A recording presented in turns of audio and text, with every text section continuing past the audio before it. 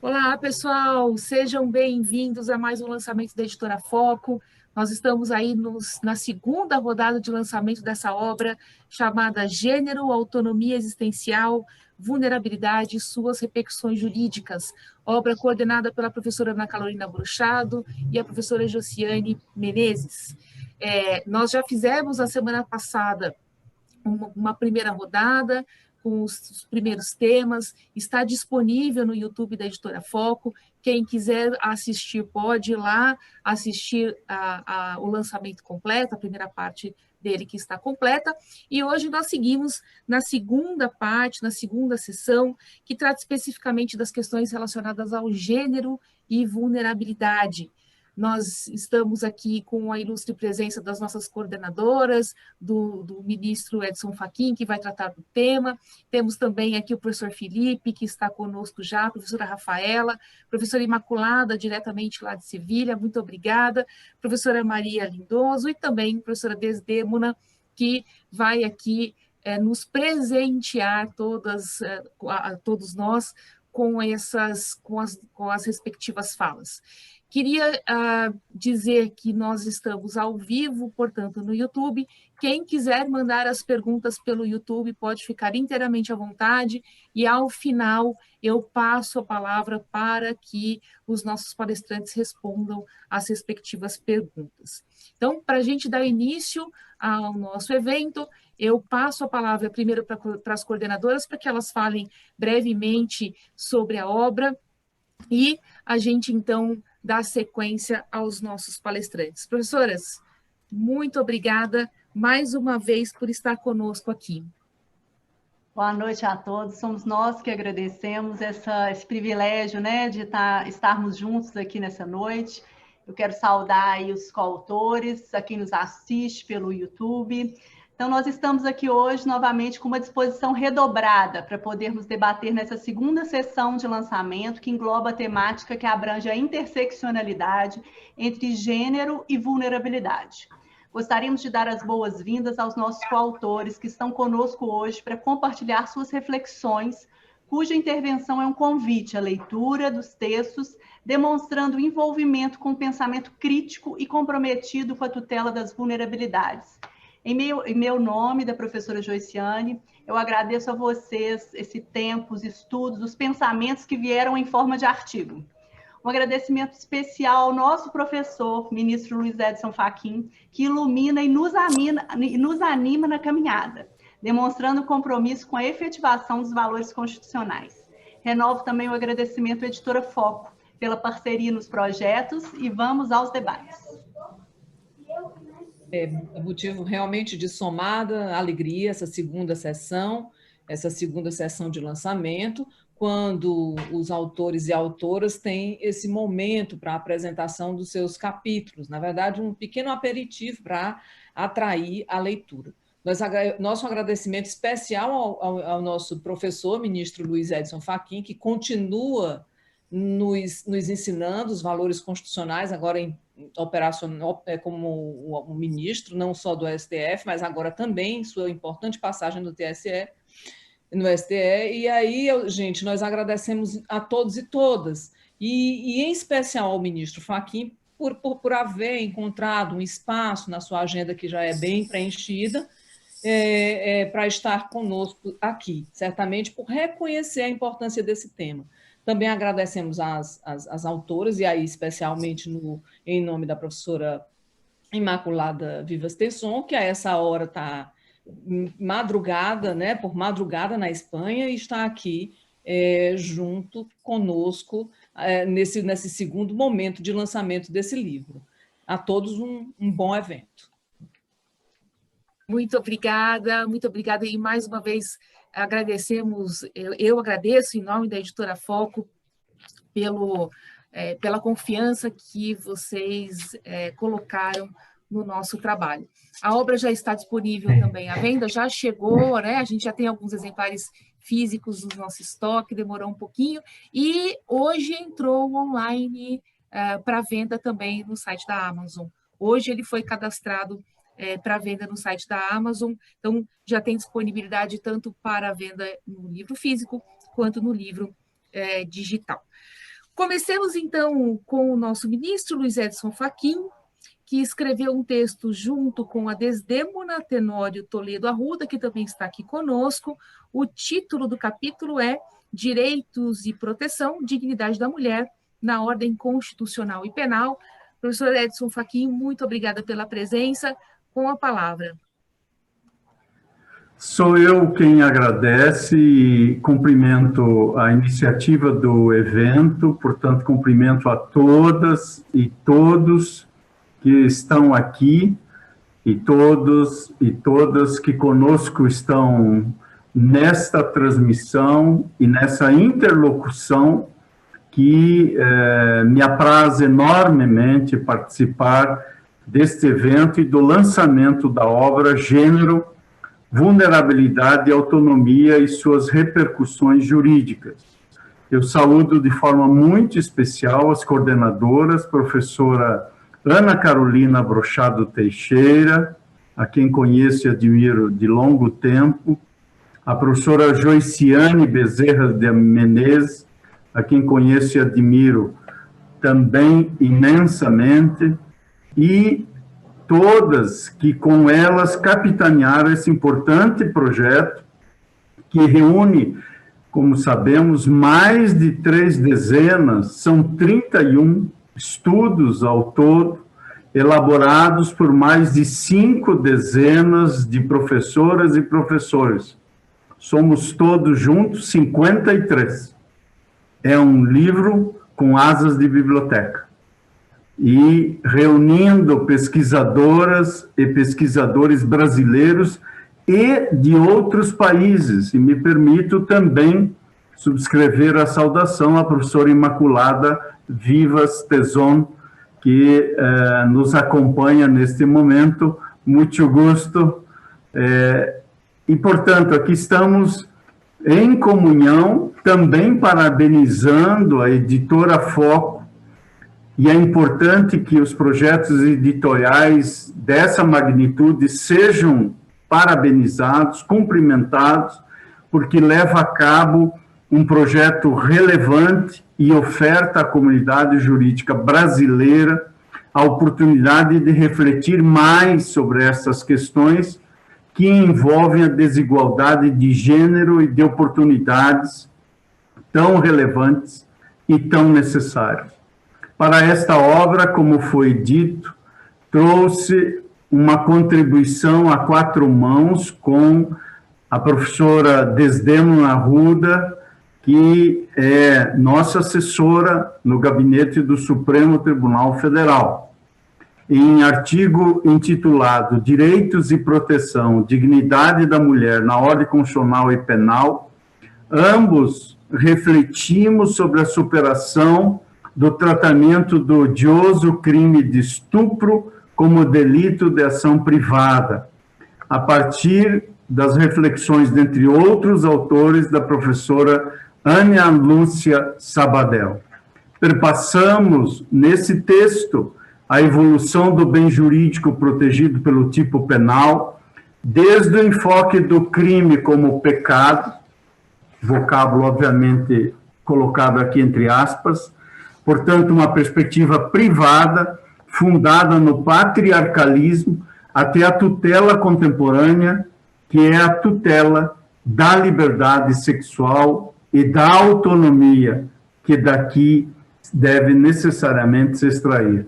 Tratamos no texto de precedentes do Supremo Tribunal Federal sobre o tema, bem como as recentes alterações legislativas. Referimos-nos especialmente à Lei 13.718, de 2 anos faz, 2018, e aportamos algumas conclusões possíveis sobre o regramento jurídico da autonomia das mulheres na ordem constitucional e penal.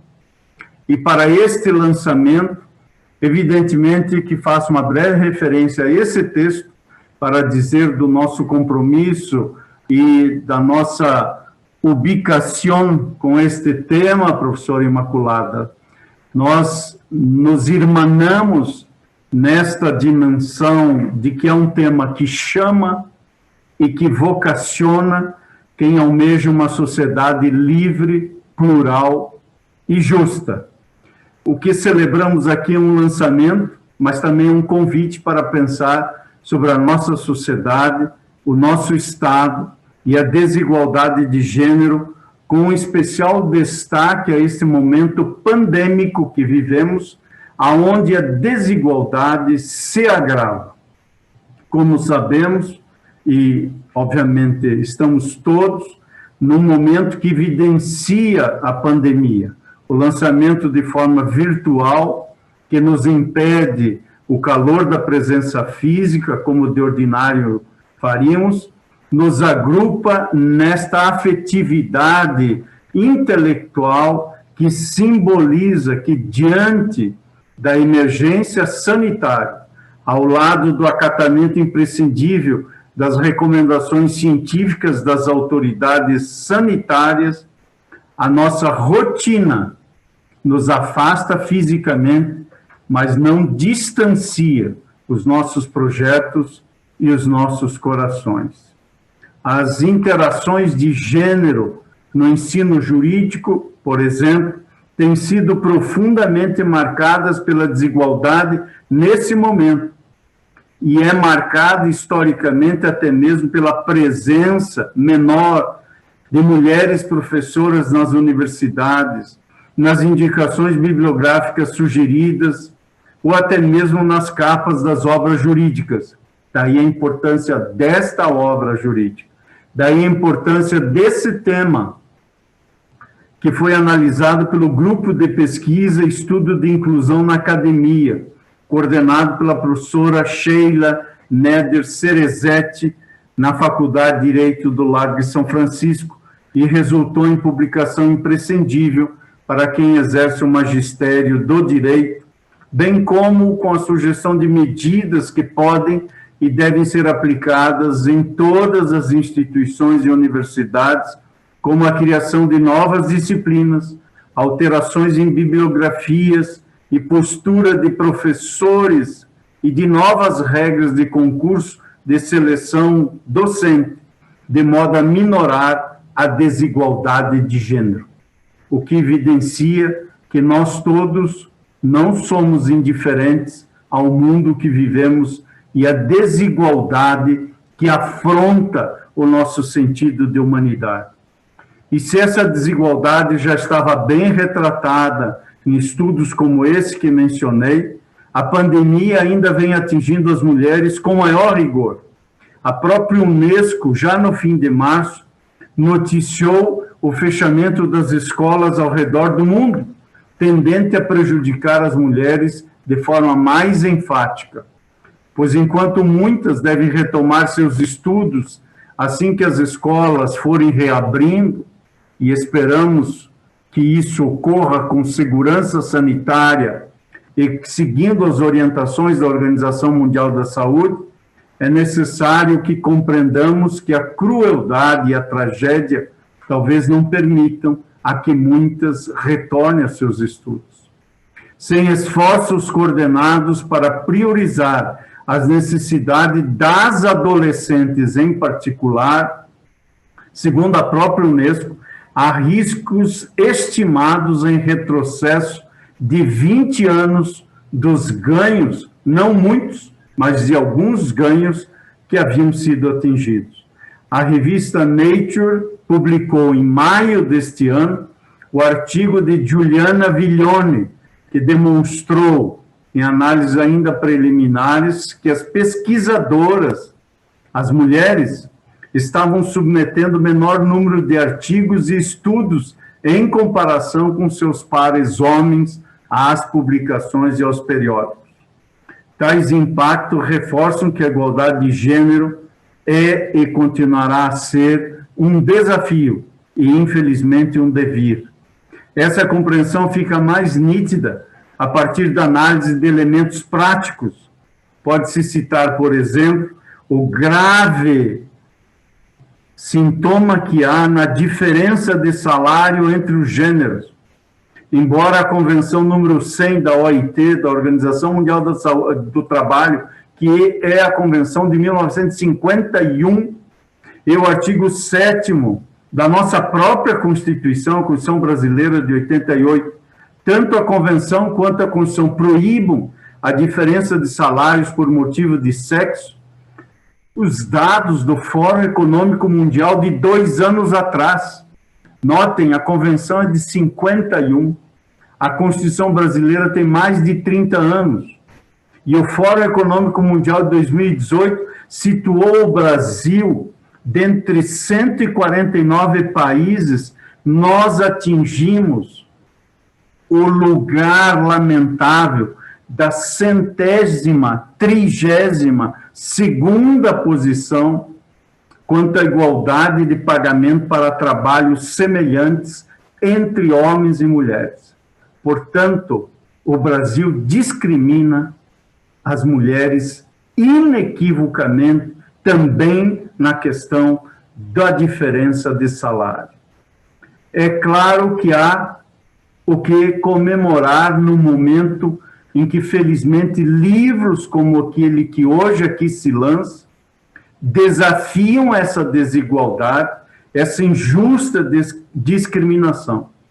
Eu olho que nesta obra, 75% das autorias são de mulheres, 3/4, 40 de 53. E é importante que assim seja. Não é tudo, mas isso já é muito, porque demonstra que não há diferença, e não pode haver diferença na pesquisa jurídica de qualidade. Não importa por quem seja produzida a pesquisa e sua investigação.